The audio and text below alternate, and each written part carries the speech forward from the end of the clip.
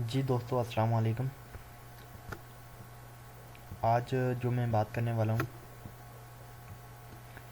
वो बात होगी इमेजेस के ऊपर कि आप अपने वेब पेज में इमेज कैसे ऐड कर सकते हैं। उससे पहले मैं आपको प्रीवियस वर्क दिखा देता हूँ कि हमने पिछली वीडियो में कौन सा काम किया था। तो हमने पिछली वीडियो में ये सब चीज़ें डिज़ाइन की थी, ठीक है। उसका सोर्स कोड मैं आपको बता देता हूँ। हमारे पास ये इसका सोर्स कोड है, ठीक है। अब हमने इस सारी चीज़ों को रहते हुए मैं चाहता हूँ कि इसी के नीचे यहाँ पर इमेज ऐड हो जाए। उसे अब आज हम देखते हैं कि हम किस तरह इमेज को ऐड कर सकते हैं। एंकर टैग है। एंकर टैग के ऊपर कल बात हो गई थी। मैं यहाँ पर कमेंट कर देता हूँ। कमेंट करने का तरीका मैंने कल आपको बता दिया था। मैं यहाँ पर लिखता हूँ इमेजेस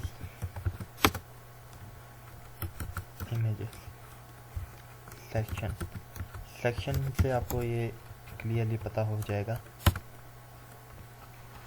ठीक है। अब मैं यहाँ पर सबसे पहले हमने इमेज कॉल करनी है, इमेज को अपने कोडिंग में लेके आना है। तो उसके लिए जो टैग यूज़ होता है वो होता है IMG। बस ये इसका सोर्स कोड होता है, यानी कि इसका इमेज का मैं जूम कर देता हूँ ताकि समझ आसानी के साथ आ जाए आप लोगों को। देखें, ये आ गया टैग।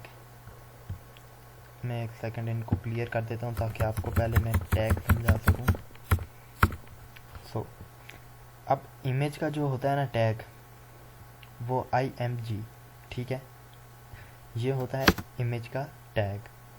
इस बात को अपने जहन में रखना है कि जब भी आपने अपने वेब पेज में इमेज को लाना हो तो उसके लिए आप इमेज का टैग यूज़ करते हैं, ठीक है। उसके बाद अब जैसे आप इसमें देखें, एंकर टैग में हमने एक href लिया था।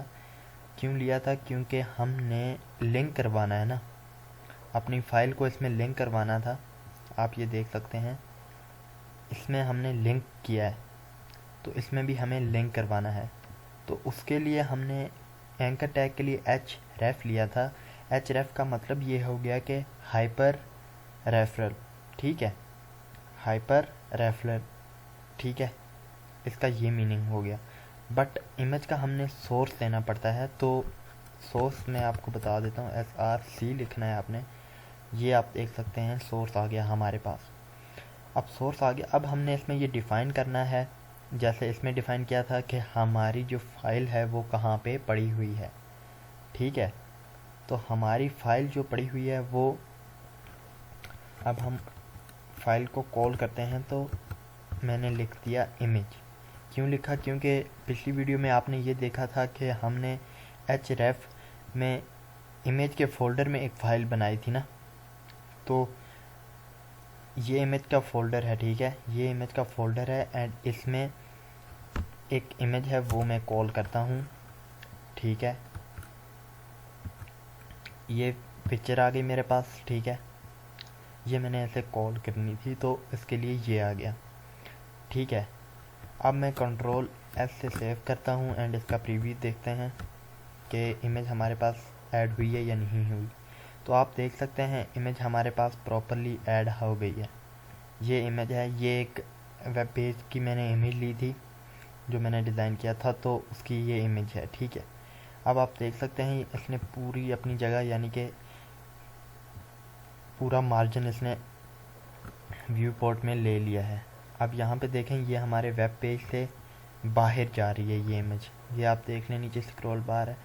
देखें इमेज थोड़ी सी ना बाहर चली गई है। अब इसको हम अच्छी तरह से मेंटेन करते हैं।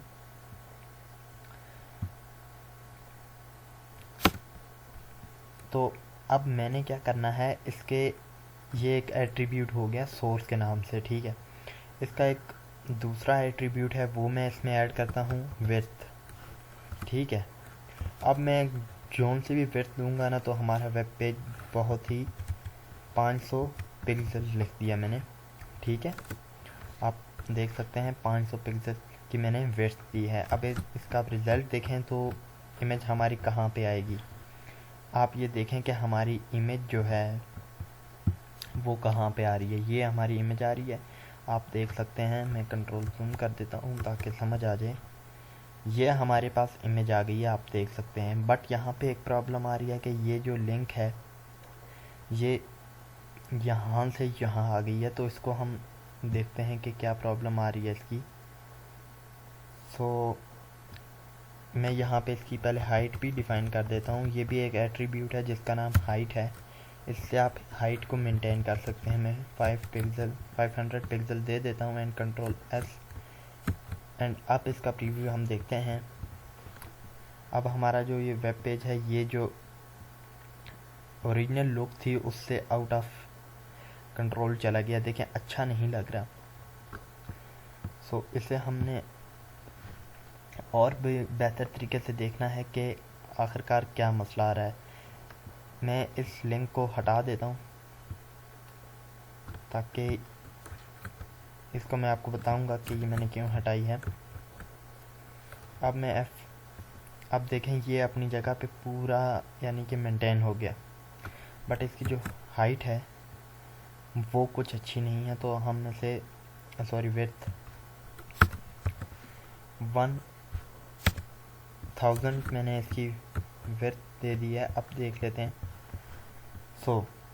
अब ये अच्छा लग रहा है क्योंकि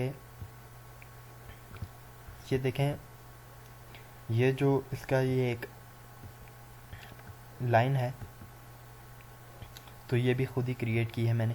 बट मैंने आपको दिखाने का मकसद था कि ये इमेज किस तरह आप कॉल कर सकते हैं अपने वेब पेज में। एंड इसको मेंटेन करने के लिए आप इसकी हाइट एंड विड्थ जो है ना वो अपने हिसाब से आप डिफ़ाइन कर सकते हैं, ठीक है। इमेज के बाद भी आप एक काम कर सकते हैं जिससे एक और आप कह लें कि टैग है जिसका नाम है सोर्स।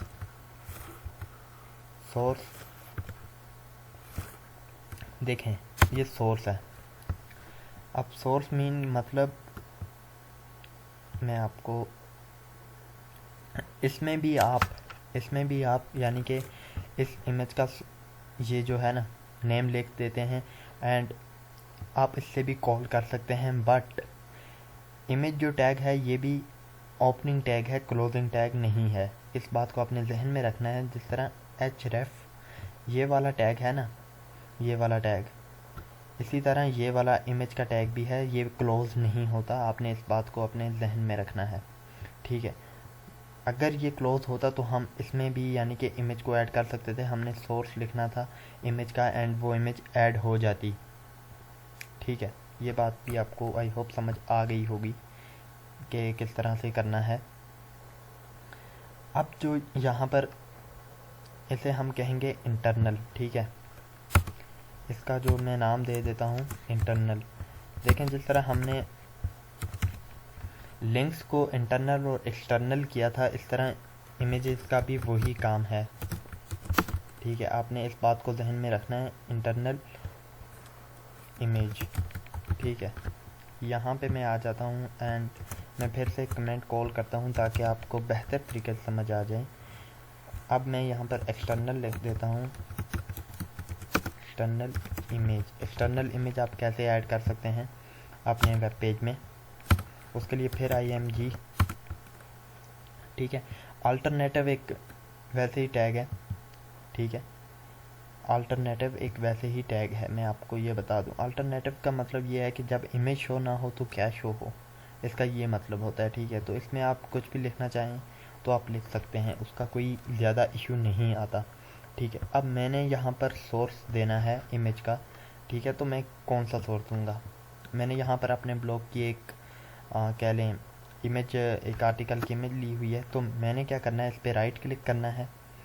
राइट क्लिक करने के बाद आपने कॉपी इमेज लोकेशन पे क्लिक करना है। आज जैसे आपने क्लिक किया, अब आप आ जाएं कोड एडिटर में। तो यहाँ पे आप इसे कंट्रोल V कर दें और ऑल्ट Z कर दें ताकि ये वर्ड रैप होकर हमें अच्छी तरह दिखाई दे। अब मैं कंट्रोल एस करता हूँ एंड इसका प्रीव्यू देखते हैं कि ये इमेज जो है एक्सेप्टेबल हुई है कि नहीं हुई। देखें ये इमेज हमारे पास आ गई है, आप ये देख सकते हैं ये इमेज हमारे पास आ गई है। ठीक है, अब क्या करना चाहता हूँ मैं चाहता हूँ कि जब भी मैं इस इमेज पे आऊँ तो ये इमेज क्लिकेबल हो। ठीक है, यानी कि इस इमेज पर मैं जैसे क्लिक करूँ तो ये किसी और पेज, यानी कि इसमें लिंक ऐड कर दूँ, सीधा सा मतलब है मेरा। लिंक ऐड करने के लिए मैंने क्या करना पड़ेगा, मुझे करना कुछ यूँ है कि मैं यहाँ पे एंकर टैग एक ओपन करता हूँ। एंकर टैग मैंने ओपन कर दिया। अब देखें एंकर टैग के बीच जो कुछ भी आएगा वो उसे एज अ लिंक एक्सेप्ट करेगा। तो मैं यहाँ से इसे कट करके यहाँ पे इसे कर देता हूँ पेस्ट।